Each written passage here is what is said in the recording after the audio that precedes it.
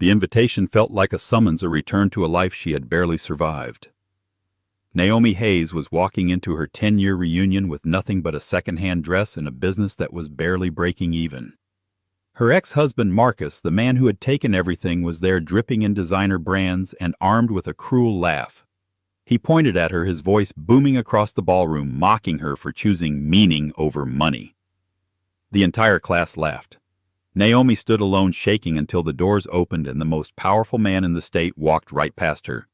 X smiled and said, "Hi, sweetheart." The invitation was thick, creamy cardstock with embossed silver lettering. It felt expensive, which was Naomi Hayes thought the entire point. It was an artifact from a different world, a life she no longer lived. Northwood. High class of 15-year reunion. She'd been divorced from Marcus Vance for 3 years, but in the stale air of her small flower shop, petal and stem. The arrival of this invitation felt like the ripping open of a barely healed wound. Naomi wiped a smudge of potting soil from the Grand Oak Hotel logo. The Grand Oak. Of course. Marcus and his parents were members. He'd probably helped choose the venue specifically so he could hold court on his home turf. "You gonna go?" Naomi jumped. Her best friend and part-time employee, Chloe, was leaning against a rack of terracotta pots, sipping a lukewarm coffee. I don't think so, Chloe. What's the point? To see who got richest, who aged the best." Naomi tossed the invitation onto her cluttered workbench next to a spool of silk ribbon and a pair of shears. "The point," Chloe said, pushing her glasses up her nose, "is to walk in there looking like the goddess you are and show them that living well is the best revenge. Not living rich, living well." Naomi sighed, her gaze drifting to her reflection in the shop window. She was 33. Her face was fine, she supposed, but there were faint lines of stress around her eyes that hadn't been there when she was Mrs. Vance. Her hands, her greatest pride, were calloused and often stained green from stems her nails kept short and practical. She wasn't the polished, manicured woman who used to host charity luncheons. She was a woman who worked with dirt. Marcus had hated it. Their marriage had been a whirlwind. He was the high school quarterback, the golden boy from a family with good bones and old money. She was the quiet, scholarship-winning, artsy girl. Their union was seen as a storybook romance, but the storybook was a facade. The reality was Marcus's stifling control, his obsession with appearances, and his casual cutting cruelty. The divorce had been brutal. He'd called her naive in court. "She has no concept of money, Your Honor. She wanted to open a flower shop." His lawyers had painted her as unstable, a dreamer incapable of existing in the real world he dominated. He'd kept the high-rise condo, the stocks, the country club membership. Naomi had walked away with her small savings and a fractured sense of self. She'd poured everything into petal and stem. It wasn't just a shop, it was her sanctuary.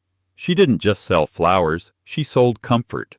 She made grief bouquets for the widowed and hope arrangements for new mothers. Her work had meaning, but meaning didn't pay the escalating rent on her storefront. She was struggling, deeply, and Marcus knew it. He still had friends who reported back, and she had no doubt he was eagerly awaiting the chance to see her fail. "He'll be there, Chloe, with her." Her was Jessica, the 20-something paralegal from his law firm who had become his executive assistant and almost immediately his fiancée. She was sleek, blonde, and hungry. "So what?" Chloe argued, stepping forward. "Let him be there. Let them both be there. You are Naomi Hayes. You built a business from nothing. You survived him. You owe it to yourself to go." The conversation replayed in Naomi's head all week. Every time she delivered an arrangement, she felt the dread. Every time she paid a bill, she felt the inadequacy. The reunion was a stage, and she was being forced to perform a role she didn't want, the failed ex-wife. On Friday, the night before the event, she found herself in a high-end consignment shop. She couldn't afford a new dress from the boutiques she used to frequent. She combed the racks, her fingers brushing past sequins and silk. And then she saw it. A simple navy blue sheath dress. It wasn't flashy. It had no designer label she recognized. But it was elegant, timeless, and most importantly on the 70% off rack. It's perfect, she whispered. It was the dress of a woman who wasn't trying to impress anyone. A woman who was simply herself. She bought the dress a pair of matching heels from a discount store and decided she would go. Not for them, not for Marcus, but for the woman who worked with dirt and built a life however small from the ashes of her old one. She would walk in, have one glass of mediocre champagne, and walk out with her head held high. That was the plan anyway. Plans, as she well knew, had a way of falling apart when they made contact with Marcus Vance. The Grand Oak Hotel smelled like old money and lilies. The scent, a cloying funereal aroma, hit Naomi the moment she stepped out of her 10-year-old Honda Civic. The valet, a young man with a carefully neutral expression, had looked at her car with a flicker of disdain before turning his attention to the gleaming black Porsche that pulled up behind her. Naomi clutched her small borrowed purse and walked under the grand portico. The Northwood High 15-year reunion sign was professionally printed, pointing her toward the main ballroom. Her heart wasn't just beating, it was hammering a trapped bird against her ribs. The navy dress felt good, but as she saw other women emerging from Escalades and Teslas draped in shimmering fabrics and dripping with diamonds, her simple sheath suddenly felt like a school uniform. She pushed open the heavy oak doors to the ballroom. The noise hit her first. A wave of loud chatter, shrill laughter, and the dull thud of a generic 2000s pop-punk song. The room was vast, dominated by a massive crystal chandelier that cast a glittering, unforgiving light on everyone. Groups were clustered like islands, clutching drinks, their heads swiveling, scanning and assessing. It was high school, but with more expensive alcohol. Naomi grabbed a flute of champagne from a passing waiter's tray and retreated to a corner, positioning herself behind a large potted palm. She took a sip. It tasted as cheap as she'd expected. Naomi Hayes, is that you?" Naomi stiffened. She turned to see Sarah Jenkins, now Sarah Petrov. In high school, Sarah had been the head of the gossip mill. Now she looked like she'd been sculpted from beige marble. Her blonde hair was pulled into a severe bun, her dress was a tight bandage-style number, and a formidable diamond ring glittered on her hand. "Sarah, hi. You look exactly the same," Naomi said, attempting a smile. "Oh, you're sweet." Sarah trilled, air-kissing the space near Naomi's cheek. "I've just been so busy with the foundation.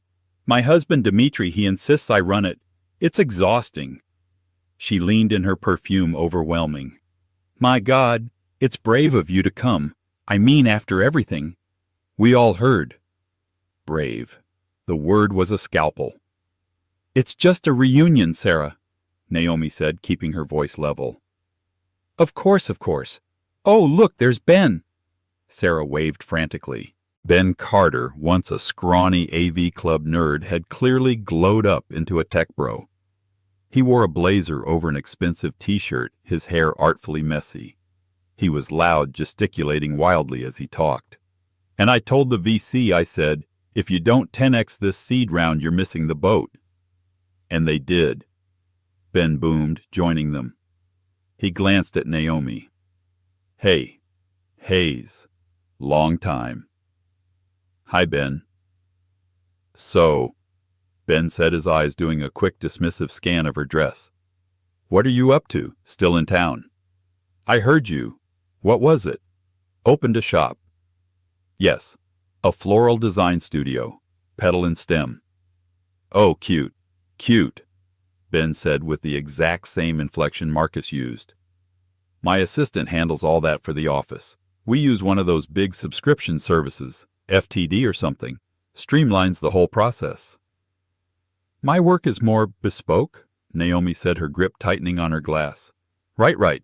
Bespoke." Ben clearly didn't know what to do with the word. He turned back to Sarah. "Listen, is he here yet?"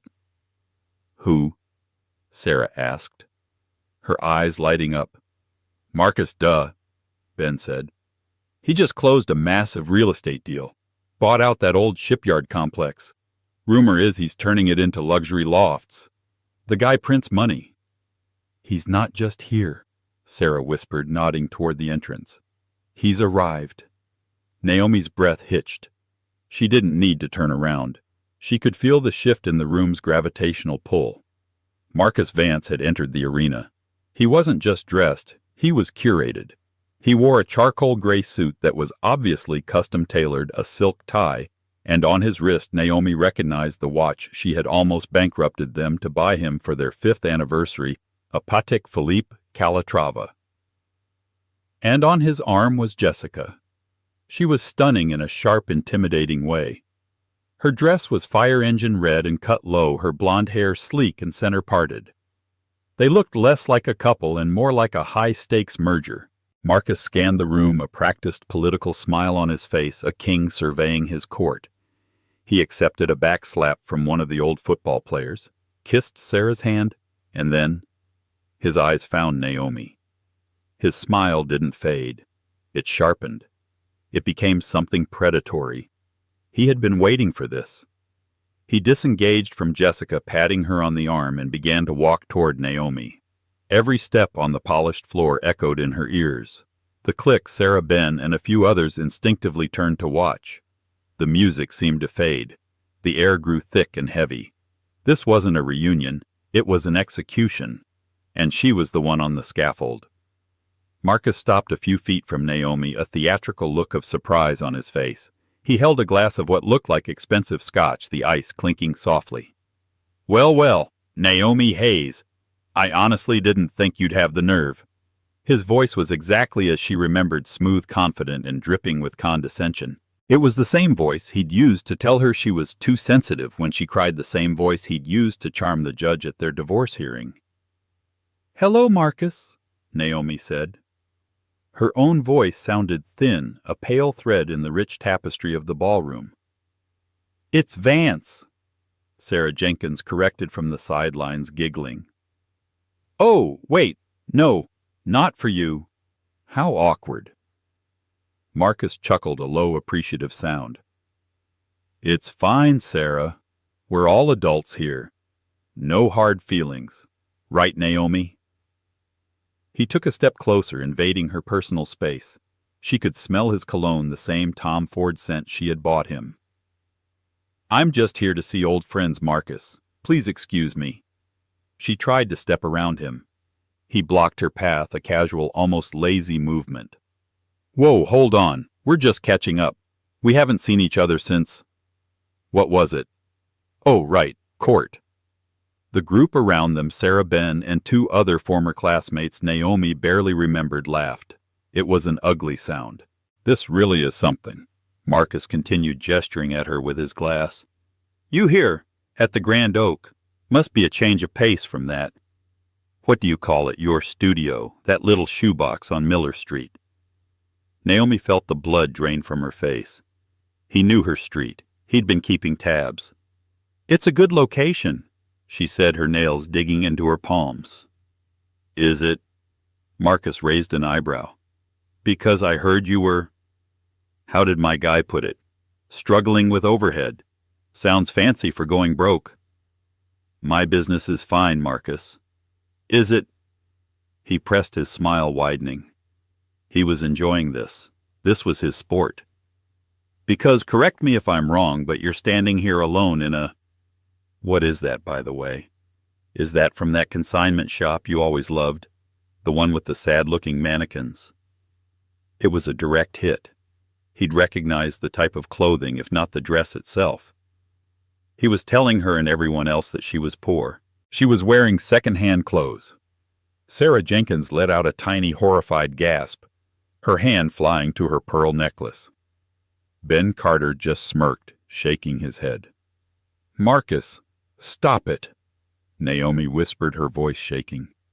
The humiliation was a physical thing, a hot, creeping flush that spread from her neck to her cheeks.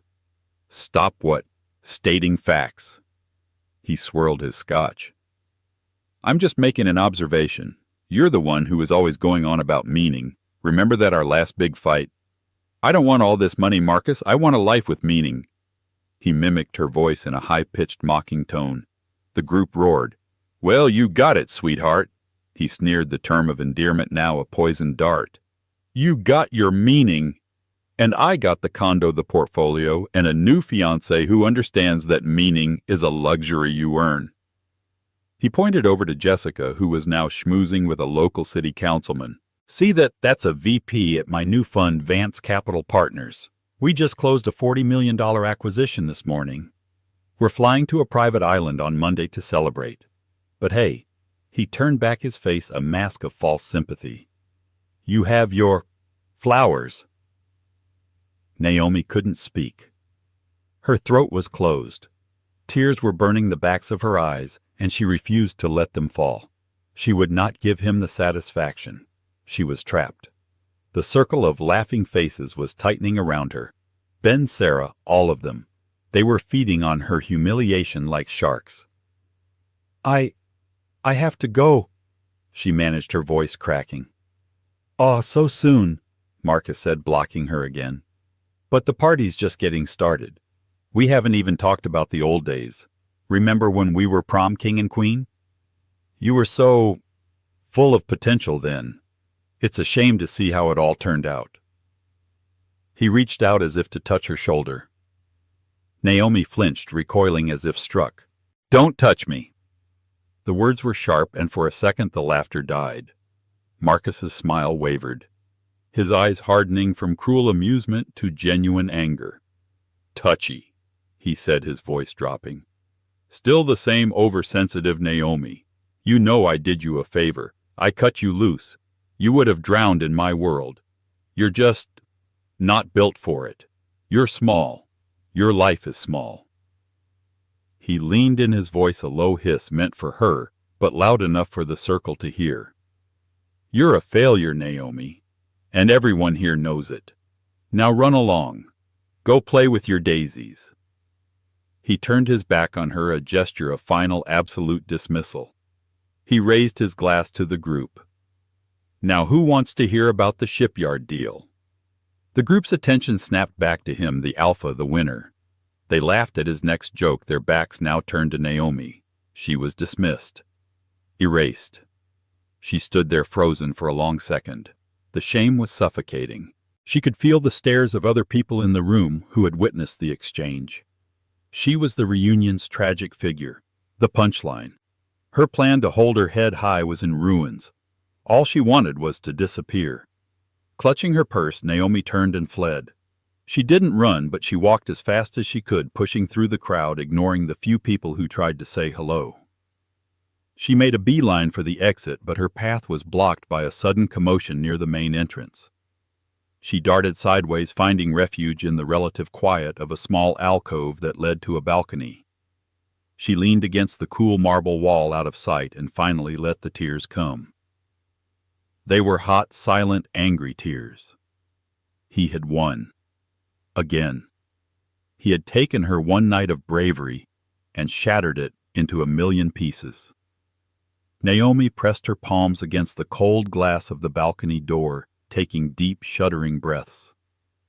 The muffled sounds of the party, the music, the laughter felt obscene. She was hiding, just as she had hidden in the high school library when Sarah Jenkins started a rumor about her, just as she had hidden in her car after the final mediation with Marcus. A text vibrated in her purse. It was Chloe. "Chloe, how's it going? Are you stunning them with your brilliance?" Naomi's fingers trembled as she typed back a single word. "Naomi." "No." She wiped her eyes, smearing her mascara. She had to leave. She could take the service exit, find her car, and drive home. She would lock the door, open a bottle of cheap wine, and pretend this night never happened. She was about to step out onto the balcony to get some air when the energy in the main ballroom behind her changed. It wasn't a sudden, loud event. It was a rapid decrease in volume, as if someone had slowly turned a dial on the room's ambient noise. The boisterous chatter faded into urgent, hushed whispers. The pop-punk song was abruptly cut off. Naomi turned, peering from her alcove back into the room. People were turning almost in unison toward the main entrance. Even the clique surrounding Marcus had dissolved. Marcus himself was standing on his toes, craning his neck, an expression of annoyance on his face at having lost his audience.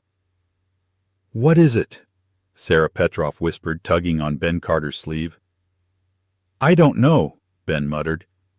Brenda said there was a special guest, a donor.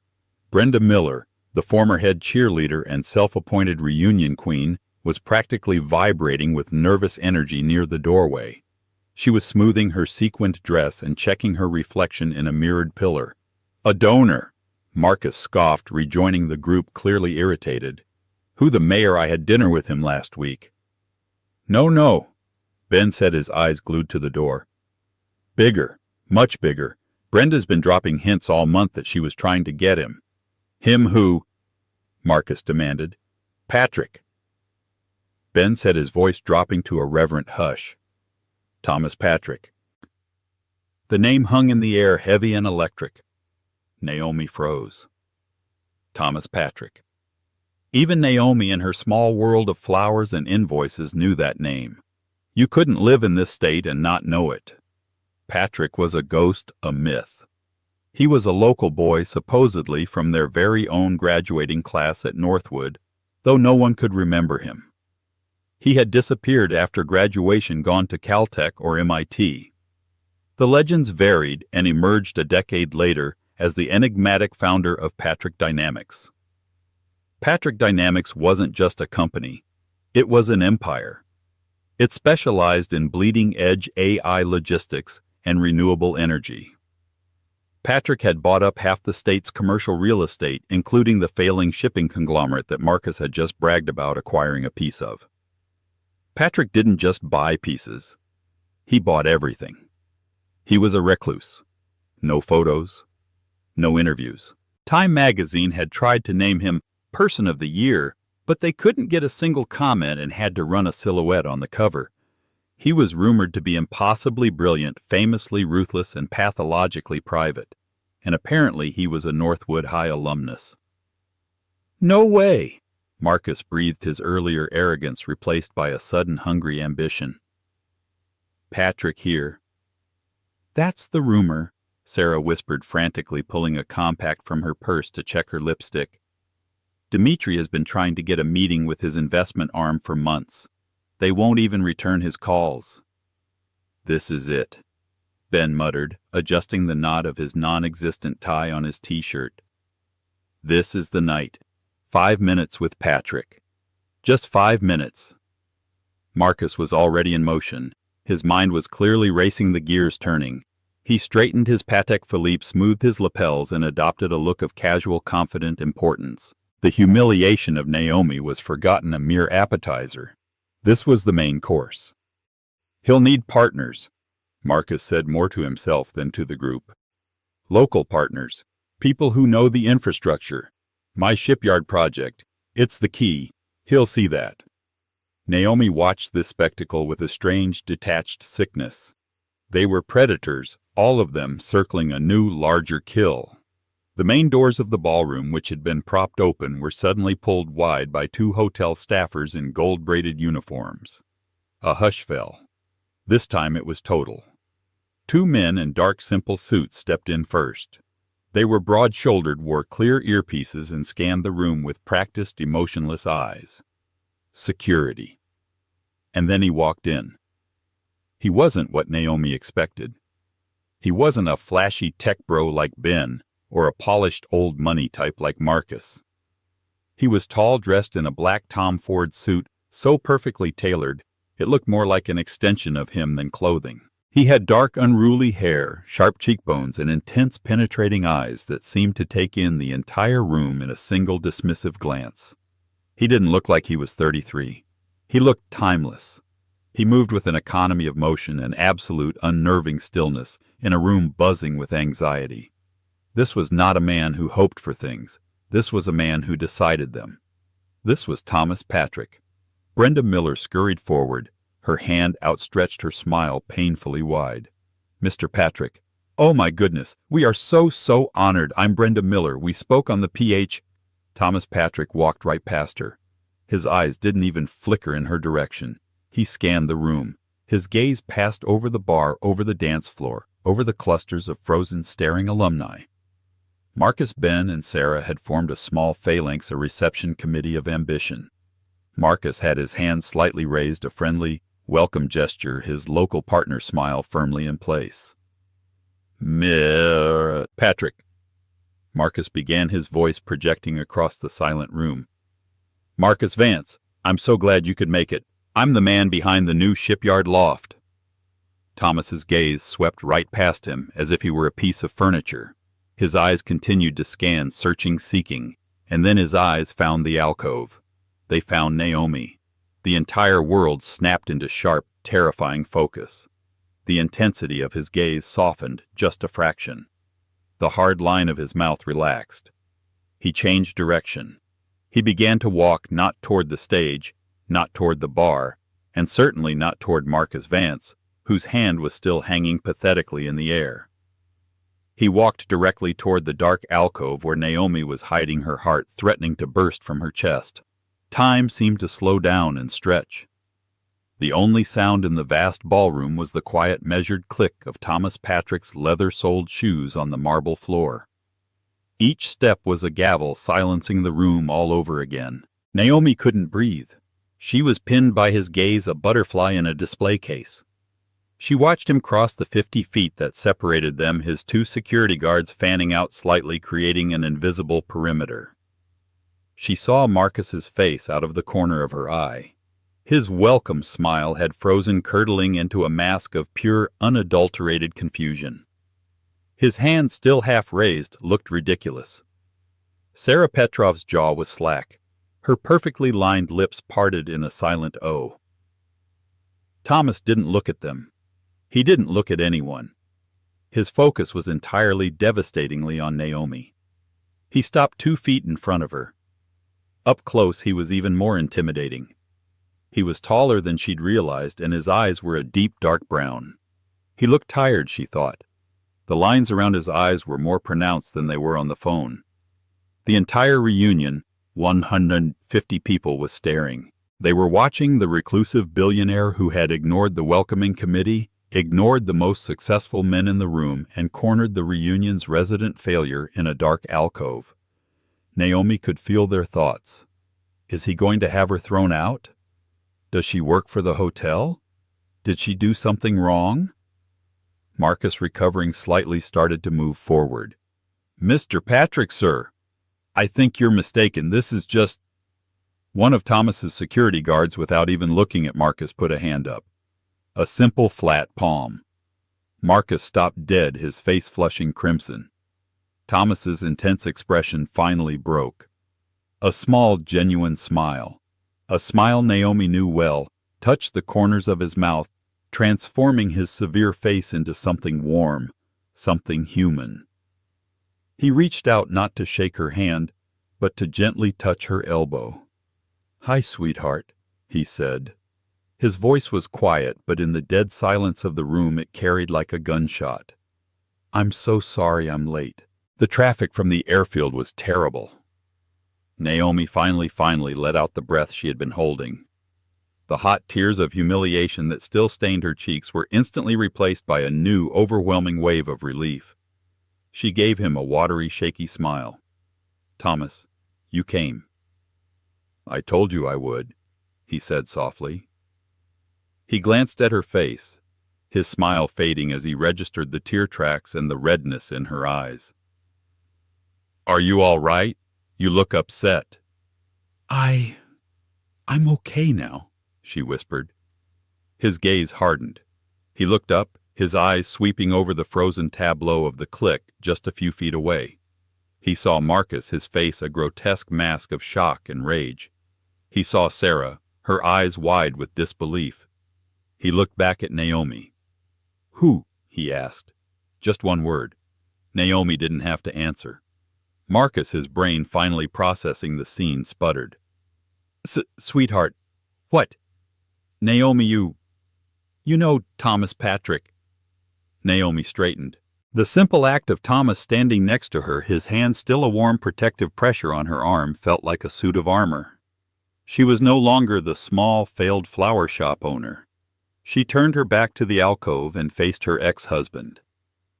"Marcus Vance," she said, her voice clear and strong, finding its power for the first time in years. "I'd like you to meet my My friend. Thomas Patrick. Thomas, this is Marcus, my ex-husband. The words ex-husband landed with the force of a physical blow. Thomas Patrick's expression went from concern to a cold, dangerous calm. It was a stillness that was far more terrifying than any rage. His eyes locked onto Marcus. "Is that so?" Thomas said. It wasn't a question. He took a half-step forward, shielding Naomi slightly. "Marcus Vance, of Vance Capital Partners." Marcus was completely white. The Patek Philippe on his wrist seemed to tick with agonizing loudness. You've heard of my fund," he stammered, his mind clearly scrambling to find a new angle, a way to salvage this.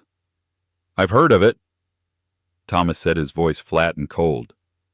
"My risk assessment team flagged it last month. Over-leveraged, volatile, and based on projections that border on fantasy. My chief analyst advised me to stay far, far away. It was a complete clinical and brutal dismantling.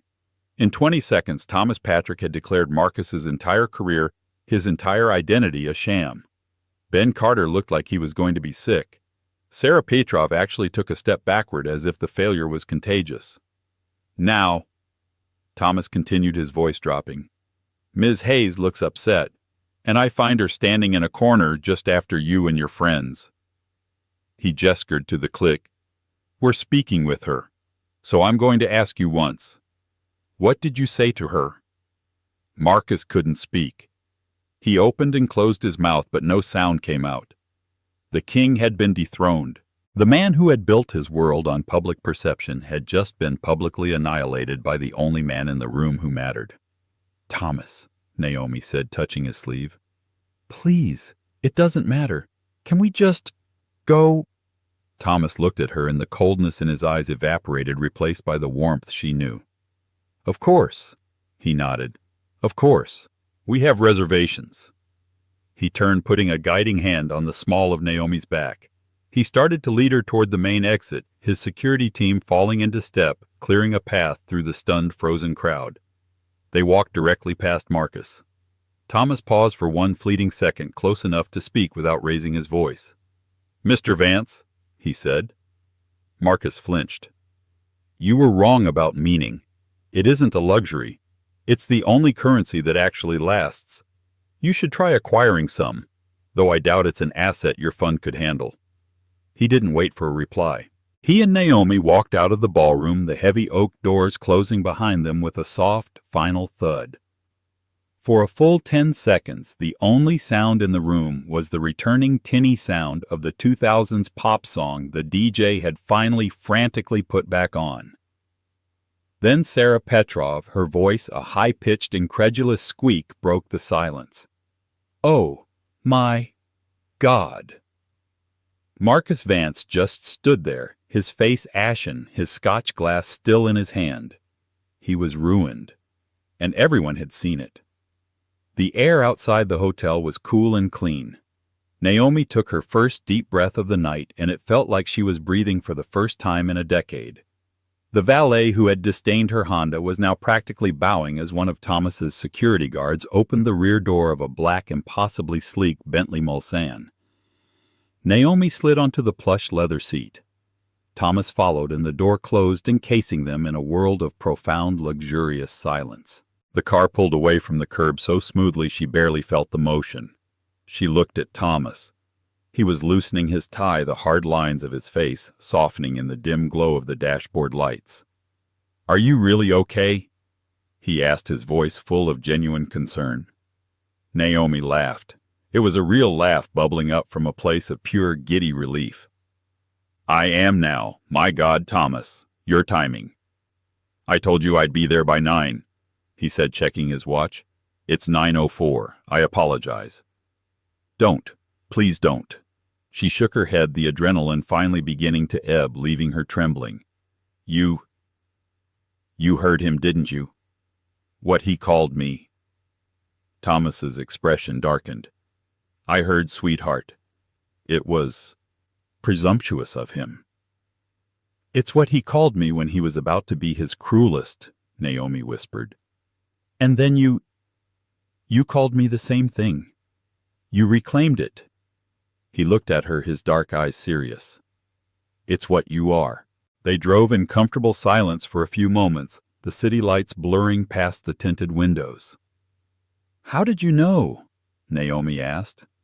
"How did you know?" "About his fund, over-leveraged." Thomas shrugged as if it were nothing. "When you told me your ex-husband's name last week, I had my team run a standard background diligence. I don't like surprises." He paused. "The man's a peacock. He's built a fantasy on short-term debt and market speculation. He was going to implode within 6 months anyway. I just pointed it out." Naomi stared at him. "You had him run." "It's just protocol, Naomi. I have to know who is in my orbit. And," he added, his voice softer, "I have to know who hurt you." The immensity of his world, a world where a person could be run like a stock analysis, was dizzying. But the motive behind it, that was purely simply protective. She had met him on the worst day of her life. It was a year ago, 6 months after her business had almost gone bankrupt. A man had walked into Petal and Stem on a rainy Tuesday. Naomi hadn't recognized him. He wasn't a billionaire. He was just a man in a gray hoodie and jeans, his face haggard with grief. He'd stood in the middle of her shop, looking lost. I need flowers," he had stammered. "For a hospital." Naomi, seeing the raw pain in his eyes, had stopped misting her ferns. "Tell me about her," she had said gently. He'd talked for an hour. His name was Thomas. His younger sister Clara was in hospice. She had cancer. She was fading. He didn't know what to do. He was the fixer, and this was the one thing he couldn't fix. Naomi hadn't tried to sell him the most expensive roses. She'd listened. She'd learned that Clara loved the smell of the woods after a rain, that her favorite color was pale yellow. Naomi had made an arrangement of delicate yellow freesias for joy pine and rosemary for remembrance, and a strong, beautiful life, and soft, mossy green ferns. She'd called it Clara's Walk. Thomas had paid in cash and left. He came back a week later. His suit was dark, his eyes red-rimmed. Clara had passed. She loved them," he'd said, his voice thick. "She woke up for a few minutes, and she smiled. She said it smelled like home. It was the last beautiful thing she saw. Thank you." He'd stood there, this powerful broken man, and wept in her little flower shop. Naomi had made him tea, and just sat with him saying nothing. After that he'd become a regular. First it was just Thomas, the quiet, sad man who ordered flowers for his sister's grave.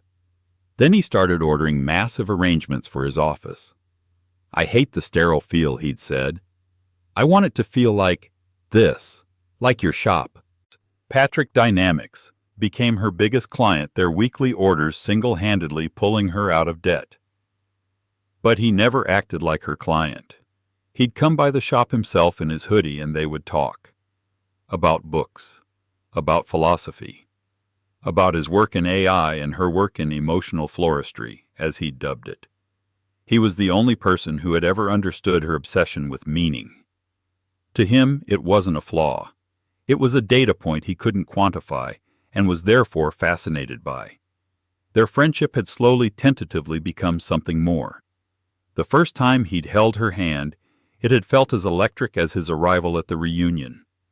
He'd invited her to dinner just last week. He'd called her sweetheart for the first time 2 nights ago on the phone when she'd been agonizing over whether to even go to the reunion. "You should go," he'd said. "You have nothing to be ashamed of, and I'll come with you. I'm an alumnus, you know. I should probably show my face once every 2 decades. She hadn't truly believed he would show. A man who ran an empire taking time to walk into a high school reunion, it seemed impossible. But he had. "Where are we going?" Naomi asked as the Bentley turned onto a private tree-lined road. "Dinner. I made reservations." "Thomas? It's 9:30. At the Grand Oak they'll be closed." Thomas smiled. "We're not going to the Grand Oak." The car pulled up to a small private airfield. A sleek silver Gulfstream G650 sat on the tarmac, its lights on the stairway already down. "Thomas," Naomi breathed. "What?" "The reservations," he said, taking her hand as the driver opened the door, "are in Paris. I'm told the bistro I booked has the best soufflé in the world. And I figured, you deserve the best." Naomi looked at the jet, then back at the man who just a year ago had been a stranger crying in her shop. "Paris," she whispered. "You said you always wanted to see the flower markets there," he said simply. "So let's go." The aftermath of that night was not a loud explosion but a deep structural collapse. The story of the reunion spread with the speed of a digital brushfire, but the social embarrassment was merely the symptom of a much larger disease. By 10:00 a.m. on Saturday, the staff at the Grand Oak valets, waiters, and event managers had already relayed the Patrick Vance confrontation to at least 3 different local gossip columns. But the true execution was colder, quieter, and far more professional. At 8:01 a.m. on Monday, an anonymous data-rich file was delivered to the regional office of the Securities and Exchange Commission. It wasn't a tip, it was a fully formed indictment. It detailed a precise pattern of leveraging unverified assets, misrepresenting liquidity, and basing entire fund projections on speculative real estate ventures that had not yet broken ground. It was exactly what Thomas had called it, a fantasy. The audit wasn't a question of if, but how fast. The investors who had been in the ballroom, the ones who had personally witnessed Thomas Patrick, a man whose market moves were gospel, surgically dismantle Marcus's reputation, didn't wait. The calls began Monday at 9:00 a.m. "Marcus, about that last capital call, we're going to hold." "Mark, listen, my partners are feeling exposed. We need to liquidate our position." By Wednesday, 70% of his liquid assets had been withdrawn, triggering a covenant breach with his primary lenders. The personal fallout was just as swift. Jessica, his sharp, ambitious fiancée, didn't have a dramatic shouting exit. She was far too practical for that. She simply didn't come home from work on Tuesday. A text message arrived that evening. "My lawyer will be in touch regarding my share of the condo and the funds I invested in your shipyard project. Do not contact me." The Patek Philippe was sold by Friday not to cover the massive cascading debts, but to pay the retainer for his new, less prestigious legal team. The shipyard loft project, his crown jewel, was seized. Marcus Vance, the golden boy, the king, was ruined. He was a ghost in his own life, a living cautionary tale whispered about at the country clubs he could no longer enter. Thomas had been right. He hadn't needed to push. He just needed to shine a light, and the rot built on arrogance and debt was plain for everyone to see. The lesser predators of that night faced their own smaller reckonings. Sarah Petrov, a creature of pure social association, was terrified. She had been seen not just with Marcus, but actively participating in the humiliation. She scrambled.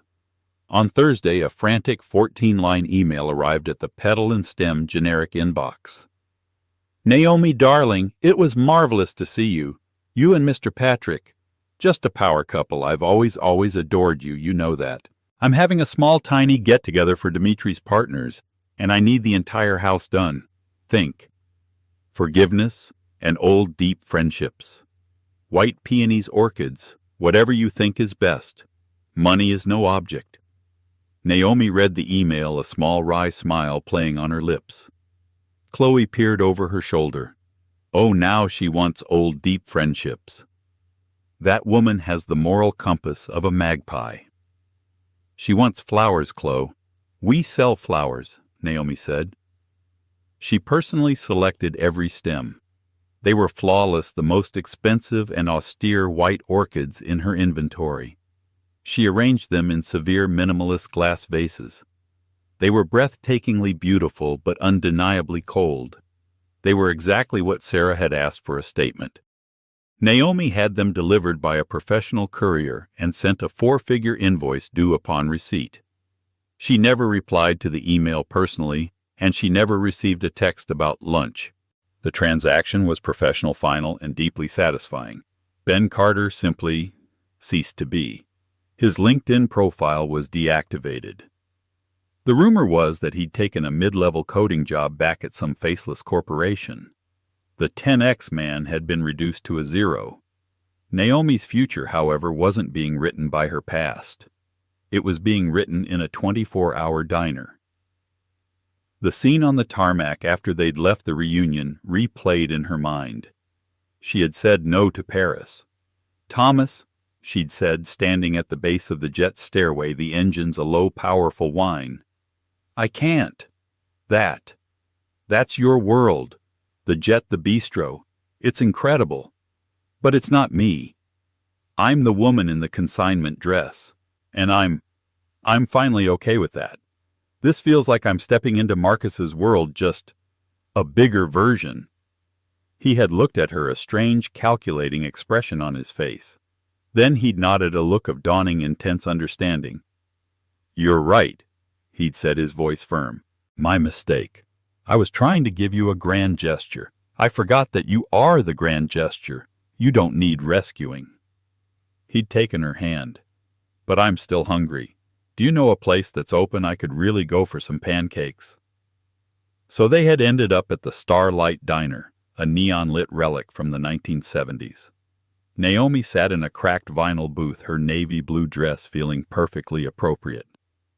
Thomas sat opposite, his $10,000 Tom Ford suit utterly conspicuous, and he couldn't have cared less. He'd ordered pancakes, a side of bacon, and black coffee. Naomi got a grilled cheese and a chocolate shake. "So," she'd said, dipping a fry in her shake, "my ex-husband thinks I'm a failure, and you. He's a data point in a failed set," Thomas said, neatly cutting his pancakes. "He's irrelevant. Tell me about your new hybrid rose, the Clara's Dawn you were trying to cultivate. You were having trouble with the grafting." For 2 hours they talked. He explained the ethical dilemma of a predictive AI he was developing, how he feared it could eliminate human choice.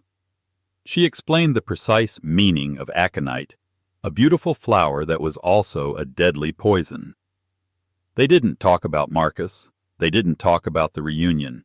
They talked about things that mattered. It was without question the best date of her life. Thomas didn't save her shop. He knew that would be an insult. He didn't write her a check or buy her a new building. He simply amplified her. The Forbes interview dropped a month later. It was a bombshell in the financial world. Thomas Patrick the Ghost was speaking. The journalist had clearly tried to get him to talk about his market projections, his next acquisition. Thomas had pivoted. "Your readers want to know my secret," the quote began. "My secret isn't an algorithm. It's a change in metrics. For years I measured success in zeros.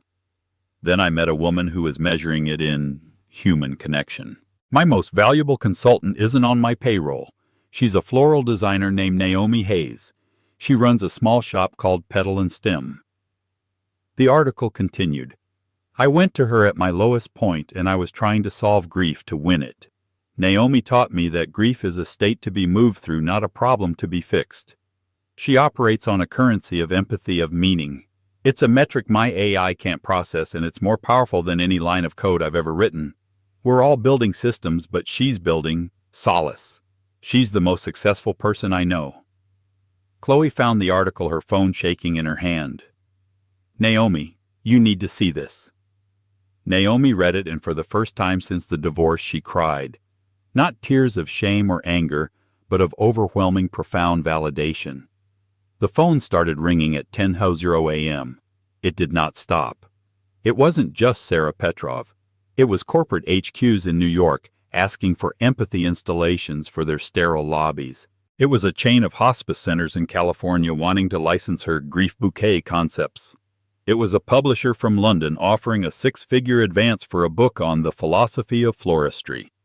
She hired Chloe as her chief operating officer with a salary and benefits package that made Chloe weep. She hired 5 more designers. She moved Petal and Stem from the small storefront to a massive light-filled brick warehouse by the old canal, a building she later learned Thomas had quietly bought through a holding company and leased to her at a rate just above market, so she would never feel like a charity case. 1 year to the day after the reunion, Naomi was in her new studio. The space was filled with sunlight, the smell of damp earth, and the low murmur of 20 students. She was teaching. "Don't just place the stem," she was saying, moving through the tables, her hands covered in soil. "Listen to it. The curve of a delphinium is about reaching. The weight of a peony is about acceptance. Don't force them. Your job is to find their story and help them tell it." The bell on the front door chimed. Thomas walked in wearing his familiar gray hoodie and jeans. He looked like any other customer save for the quiet intensity of his gaze. He leaned against her old workbench, which she'd insisted on keeping in the center of the studio. He was holding a small, greasy paper bag.